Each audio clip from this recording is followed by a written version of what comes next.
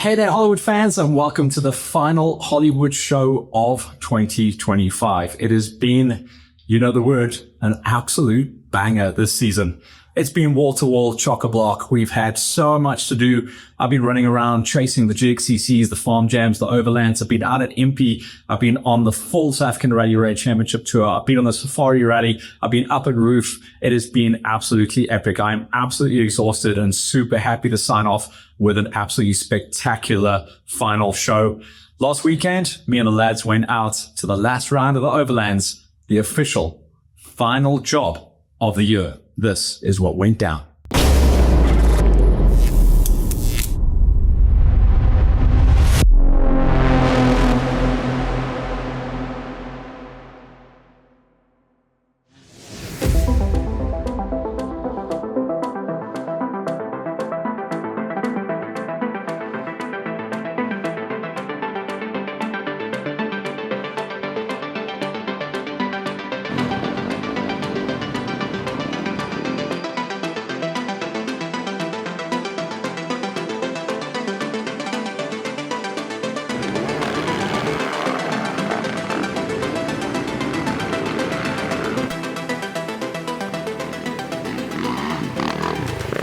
It's the second ever running of the Overlands. An incredible first event happened just around about 2 months ago, and it was an absolute banger. That brought us out here to round number 2, the last official race of the 2025 season.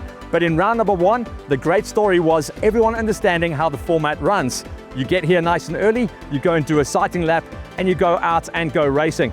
We had brilliant racing out in the Bronkhorstspruit Verena area where we saw a lot of junior entries understand the new format. Nice and tech, nice and testing, not too wide open, not too rocky, not too tech, just that nice, brilliant, tight sprint format. And in the afternoon, we saw a brilliant mixture of 250s, 450, 500s, and even an 85 going into the big dice. And it did work out that we had a format that worked really well. Now we arrive here at round number 2. Everyone knows what's on the cards. We've got a nice, solid entry of juniors, ladies, and pros, and we're about to get out and go racing.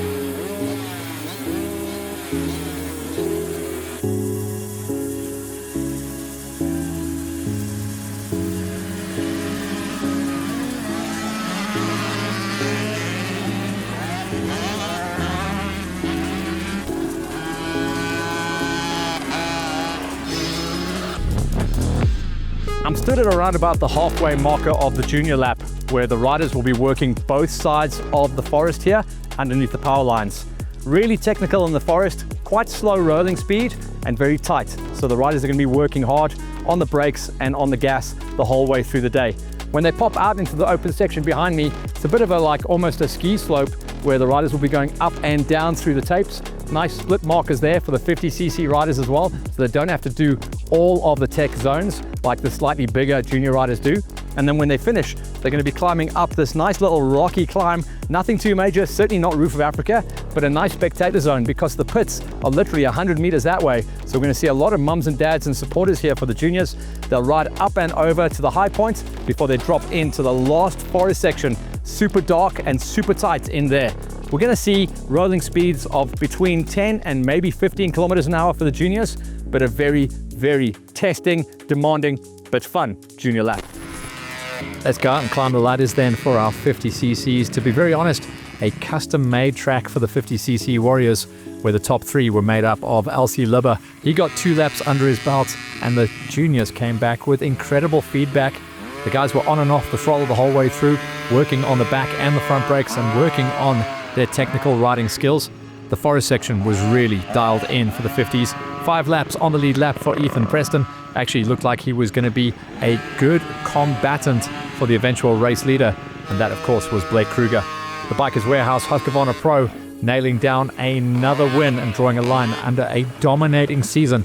He is the current 50cc king of cross country.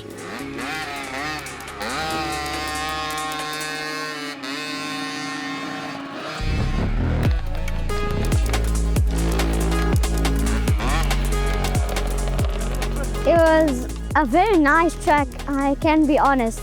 I like the rock sections and the forest sections, but after like a few laps you get very tired.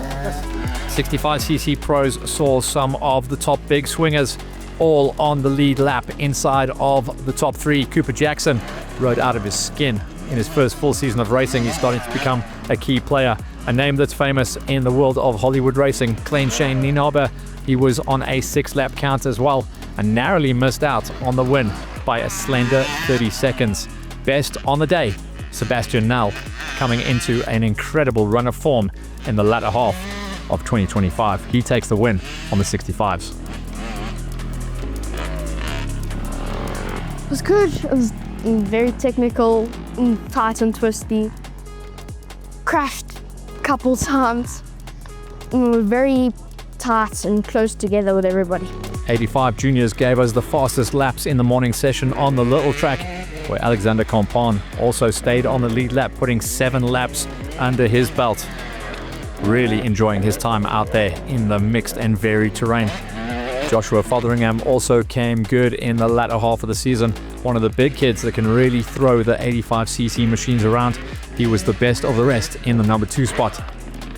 But the king of the junior 85s and an absolutely dominating season on every single event that he turned up to, including the Overlands, a win by 12 minutes, showing that he was the dude on the day. Wilco de Ploy takes another checkers.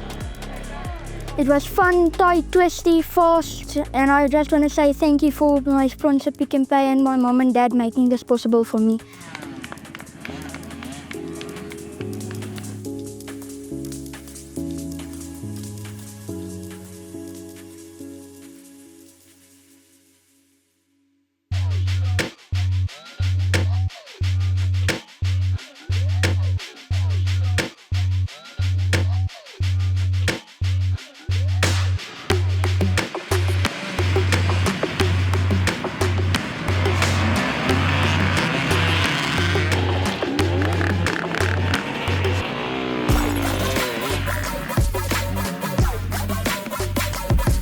In the afternoon for the pro category, the riders will come straight out of the gate, straight up the fence, and straight into the little service roads that run around the big mealie fields.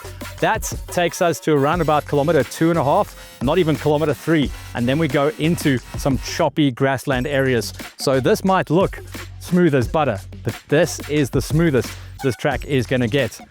That is really going to be used for the pros in the afternoon, but in the morning, the wows and the ladies do get to utilize this as well, and they will use this for rest every single lap, because the rest of the lap is super testing. This is a highway. For the wild class riders, they use the open sections at the beginning of each of the 10K laps to get their arms back into shape. Those 2.5Ks were super important for David Kruger, who got 5 laps under his belt, and Herman LaRue with 6 laps. He stayed on the lead lap, and things did start to get quite tight when we broke our way inside of the top 3.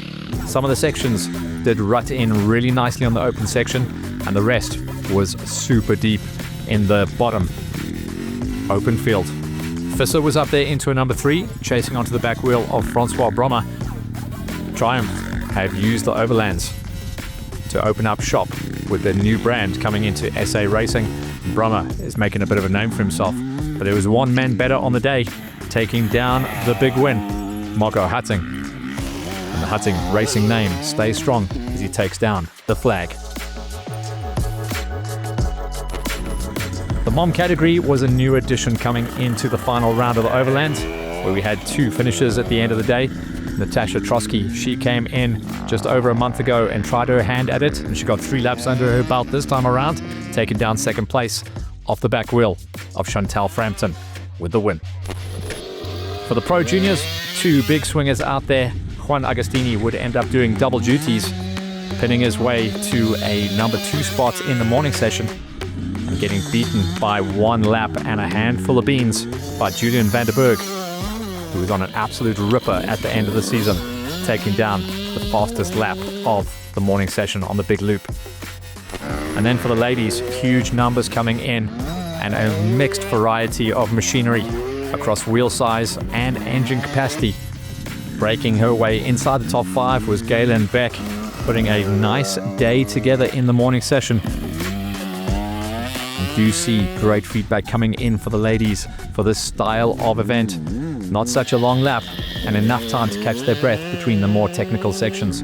Brooklyn Lilford, who's been out of action for a while, swung a leg on the little 85, but couldn't break her way inside the top 3. That was made up by Zaria Farid, the Mpumalanga native on the YZ, getting the job done on the 4-stroke, and then the Frampton sisters dominating once again as they did at the opening round of the Overlands, with Tyler in a number 2 spot, and once again Nikita Frampton standing on the top step, the top lady in the morning session once again at the final round of the Overlands.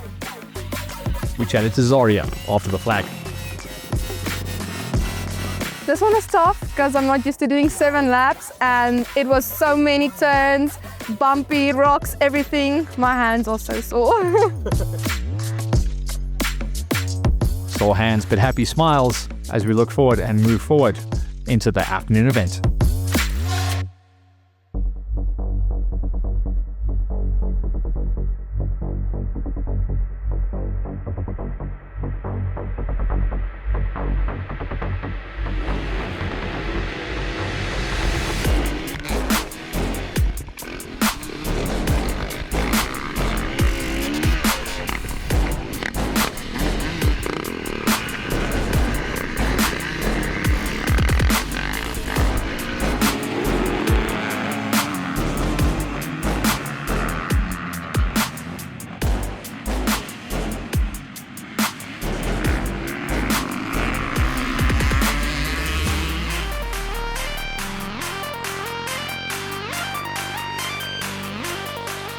This is the quarry. The quarry also gets utilized in the afternoon, where the pro riders who have already done their main loop then join into the junior lap. So we're going to see eye-watering speeds. The pro big bangers will drop down, they will skirt, they'll use the quarry more like a berm. You're going to see real wall of death riding around the section here before they go back up into the forest. This also marks the last 4 kilometers for our senior pros. Let's go out and get those ladders done. We'll pick up on the 125s, where Alex Radley got 4 laps under his belt. He was chasing the father and son pairing. The first time we've ever seen this, not only in overland racing, but also in cross-country racing, where father and son were on the same lead lap, dicing not only for position, but also for the win. Derek Milan on the 85 got 4 laps under his belt. On a little 85 shows his class, and dad, DJ Milan, on the 125, should be racing out there in the seniors, but goes out there and beats all the kids, including his lifey, on the 125. And he finished a top 10 overall as well, showing that this was a small bike track. For the seniors, Mornay Frampton keeps the Frampton name high. The daughters did great, mom did a fantastic job, and Mornay racks up the tally with a 3rd spot, 4 laps under his belt, chasing onto the back wheel of Simon Reckitt. Reckitt was having a great time out there, really improved his lap times towards the midway point before the dreaded arm pump came into play. For Yanni Podkida, the only rider on the senior gate to make it onto a 5-lap count, and also chase down an incredibly high overall finish, suffering with cramps and overheating as the wild temperatures came up. For the Masters, a great story. Myron Salmi gets a 3 spot in the Masters. He rode his adventure bike more than an hour out to the race, offloaded the race bike, went racing, and then got back onto the adventure bike to go home. He got 2 laps under his belt, chasing onto the back wheel of Evan Howell. Evan got a number 2 spot, and that looks like he is a good crossover from the world of enduro into the world of cross country. It was Jaco Oosthuizen, though, who got the win in the Masters. Jumping into the amateur categories then, XC3 Tion Pretorius, 3 laps under his belt, putting on a show, elbows high, maxed out his fun and enjoyment for the day. Up the road from him, the rock star himself, Johan van der Merwe, with 4 laps on his count, worked his way through and was working hard to get it done. Jacques Oosthuizen, though, on the Yami, out of position off the start line, but plowed through, the only rider on the gate to get 5 laps under his belt. Really came good after the 3/4 marker of the event. XC2 amateurs were out there enjoying their time. One of the most experienced riders on this gate, the VW Mastercars Hatfield Pro, who decided to go onto the little smoker this time. Labuskakny got the job done into a number 3 spot, chasing up onto the back wheel of Keenan Burmeister. 4 laps for Labuskakny and Burmeister, and then they were chasing a surprise late entry in the XC2 amateurs. Juan Agostini, lastminute.comming, getting a ride on Armand Leroux's spare bike, jumped up and got the win first time out. For the big bangers, this was not a big banger bike track unless you were on a smoker. Duarte got a number 3 spot with 4 laps, JD Hutting also on 4 laps, and Nathan Minnie on the Big Dog 500 did an incredible job to also walk away with the win and cement his place at the top of the charts. He won round number 1. He's also won round number 2. Minnie is making this category and this format of racing his own. The biggest, baddest and fast laps of the afternoon would belong to our pro category racers.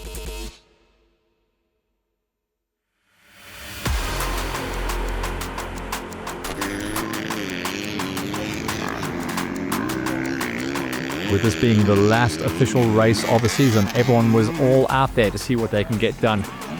In the XC3 Pros, Ben van Schalkwyk decided to have a bit of fun and broke out the old dusty, crusty KDX Kawasaki. 3rd place for him. That was a good ride as well. Chris Harmser Jr. has been a standout rider in the last couple of rounds, and he is now coming on strong. Walked away with a 3rd place overall on the day and 2nd in category. He is the dude at the moment, and even late race overheating and cramps couldn't hold him back. Yeah, it was fun. Felt very confident with the bike and everything.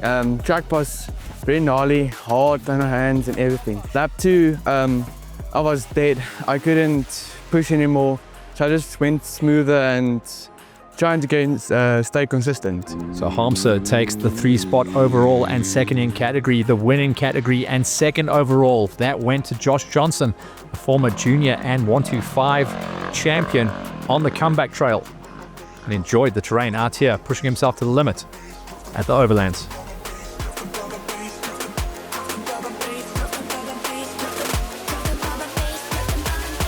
First and second lap I struggled a little bit. The grass seemed to be still loose on the track. 3rd lap I found a nice rhythm. 4th lap enjoyed it very much. 5th lap struggled. Hands can't do it anymore. Christian Ricard came through and threw down an absolute ripper of a race. So many new riders coming in to take a chance and understand how to get the best of themselves out at the Overlands. It was a 3 spots in XC2 Pro, chasing down on the back wheel of Drukkus van der Merwe. Cramps, headaches, and a foreign setup on Gabby Fotheringham's bike. Drukkus van der Merwe faded badly at the end of the race, but still took down a number 2 spot in category. He felt that one though, and was in pieces at the end of this race.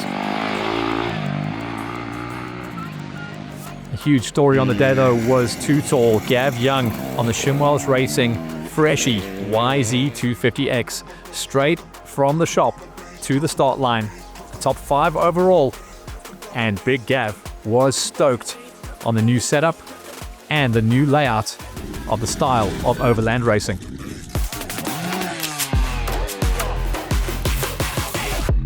That's couldn't have asked for anything better. That was probably the best thing I could do. Yeah, first race out on the new Freshie for the new season coming up, so we'd run it in here, and it couldn't have been better for the day. The big bangers were on the most powerful bikes on the gate in the afternoon session. 3rd place in the XC1 Pros, going to Leonard Marchand. He got things going nicely out there and looked like it was a track set up perfectly for him. A great story in the number 2 spot was former 85 Pro winner at round number 1 just over a month ago of the Overlands, Jay Eels, stepping up onto a bigger machine this time around and stretching those little legs up to a number 2 spot. But the best on the day was Kobus Bester, absolutely hammering the competition on the Pro 1 gate and dominating the overall. Even a broken rear spoke could not slow him down on the last lap. It was an absolute masterclass of Bester to bow out on the season.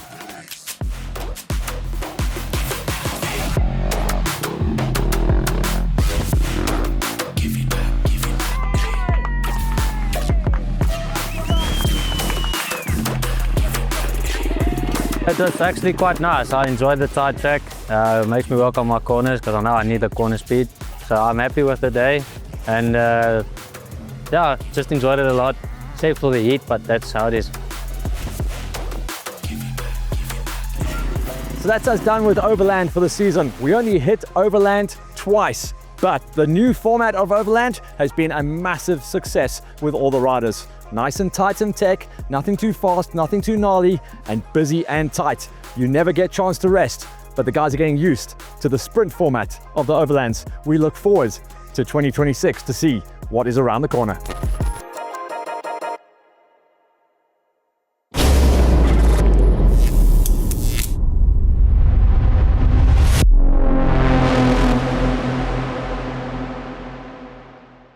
So that's us done and dusted. Thank you for tuning in as always in 2025, and watch out for 2026. We've got some new developments coming in here at Hollywood Hills. We're going to be working with some new partners. Also, watch out for our schedule as well. Looks like there'll be some new changes going forward and exciting times, but we'll hold that back until I come back from the big desert.